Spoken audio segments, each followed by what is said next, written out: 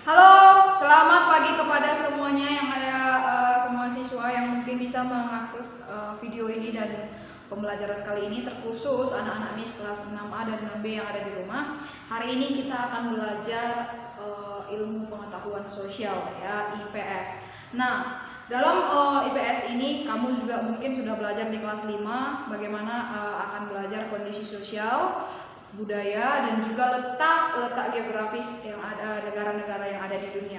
Nah, hari ini topik kita adalah letak atau kondisi geografis negara-negara di Asia Tenggara. Ya, bagaimana nanti keadaan pengaruh daripada letak geografis ini yang akhirnya berpengaruh kepada kondisi sosial budaya dan bagaimana pengaruhnya satu negara dengan negara lain yang bertetangga dekat, sehingga nanti juga karena adanya kesamaan kondisi letak geografis ini terciptalah sebuah organisasi yang dinamakan dengan ASEAN.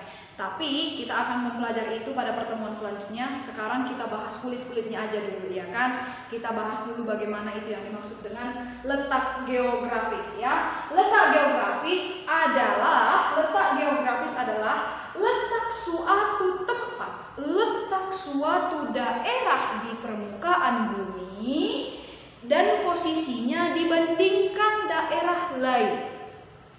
Letak suatu daerah di permukaan bumi dibandingkan posisi daerah lain, itu dinamakan dengan letak geografis.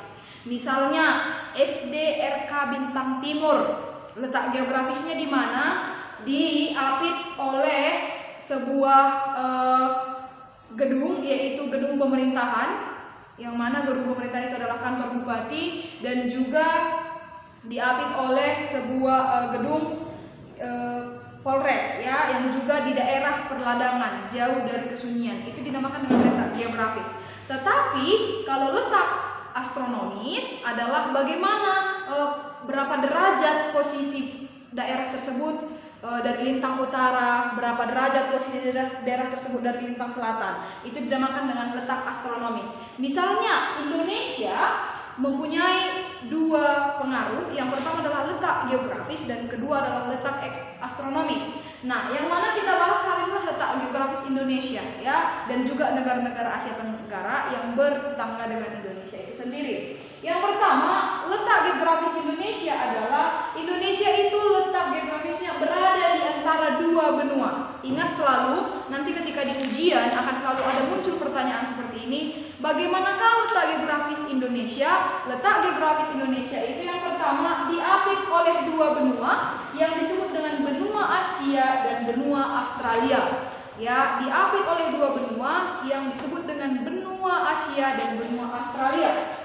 Selanjutnya, Indonesia juga berada di antara dua samudra, yaitu Samudra India dan Samudra Pasifik. Nanti kalau ada soal, tuliskanlah letak geografis Indonesia. Berarti satu, letak geografis Indonesia diapit oleh dua benua, yaitu benua Asia dan benua Australia. Kemudian diapit oleh dua samudra, yaitu Samudra India dan Samudra Pasifik. Bagaimana Samudra India, Samudra Australia, benua Asia, benua Australia, Samudra India, Samudra Pasifik itu akan kamu pelajari selanjutnya nanti ketika kamu sekolah di jenjang yang lebih tinggi. Nah, tentunya setiap kondisi tersebut mempunyai sisi positif dan sisi negatif. Hari ini kita membahas dulu sisi positif atau manfaat keuntungan yang diperoleh Indonesia dengan adanya letak geografis tersebut. Yang pertama adalah Indonesia menjadi lalu lintas dunia, baik itu lalu lintas udara maupun lalu lintas laut, ya.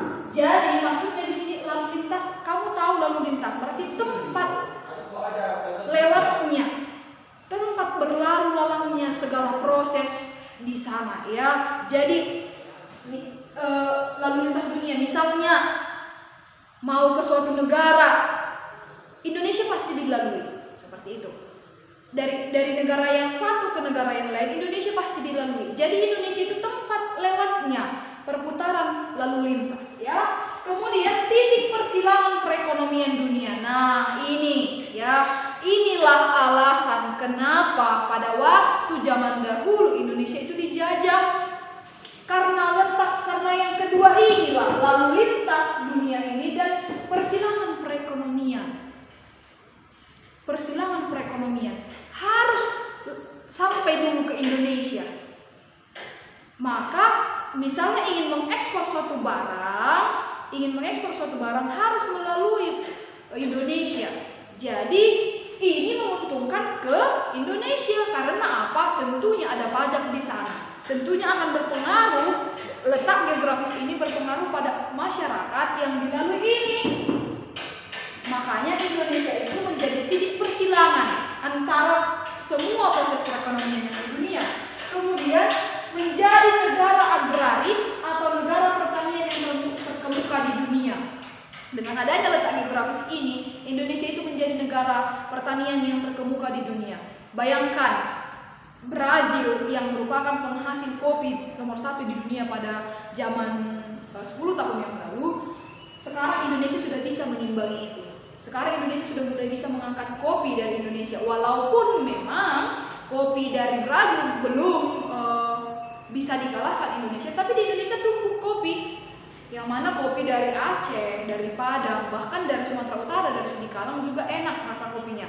Nah, ini yang membuat pertanian atau agraris di Indonesia itu sangat terkenal. Apa-apa bisa tumbuh di Indonesia. Rempah-rempah yang mana pada zaman dahulu sangat dibutuhkan untuk berbagai bumbu masakan, bahkan juga untuk kecantikan, semuanya itu tumbuh di Indonesia. Jadi Indonesia itu merupakan negara agraris yang sangat terkemuka atau terkenal. Itu adalah keuntungan daripada letak geografis tadi.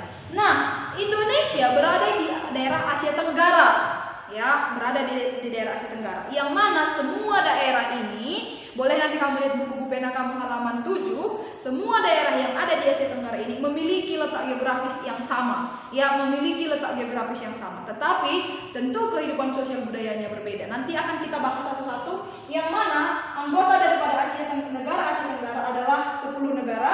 Yang pertama Indonesia, Malaysia, Singapura, Thailand, Filipina, Brunei Darussalam, Vietnam, Laos, Myanmar, Kamboja. Ada beberapa kesamaan dari antara negara ini. Nah, demikian dulu tugas penjelasan untuk hari ini. Nanti pertemuan selanjutnya kita akan membahas bagaimana kehidupan sosial budaya masing-masing negara. Tugas kamu adalah yang pertama, tulislah 10 negara ini. Yang pertama, siapa kepala negaranya, siapa nama kepala negaranya atau presidennya. Kemudian proses perekonomian di sana apa? Apakah negara pertanian, apakah negara industri, begitu kamu tulis. Selanjutnya, mata uangnya apa? Kemudian penghasil nomor 1, apa yang dihasilkan yang paling besar dari negara tersebut. Misalnya Indonesia penghasil beras, atau penghasil jagung, atau penghasil palawija sayur mayur. Nanti kamu tulis itu semua. Selanjutnya bahasanya bahasa apa? Nah, yang 5 ini kamu tulis. Yang pertama tadi adalah kepala negara. Siapa namanya, ya? Yang kedua, tulislah menghasilkan apa?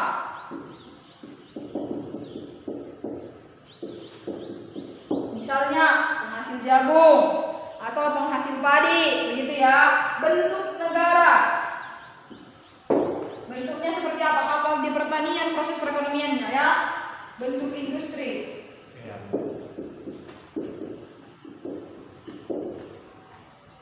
bentuk industri negara. Kemudian 4, mata uang.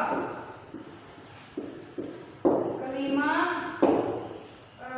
mata uang. Kemudian setelah itu bahasanya. Nah, yang kelima ini kamu cari dari masing-masing negara ini. Nanti pada pembahasan selanjutnya akan kita bahas lebih dalam lagi bagaimana kehidupan sosial budaya pada setiap negara ini. Demikian penjelasan mengenai kondisi letak geografis. Untuk perhatiannya, ucapkan terima kasih, dan untuk kesalahannya mohon maaf. Jika ada kekurangan boleh ditanyakan langsung melalui WhatsApp, ya. Demikian, terima kasih.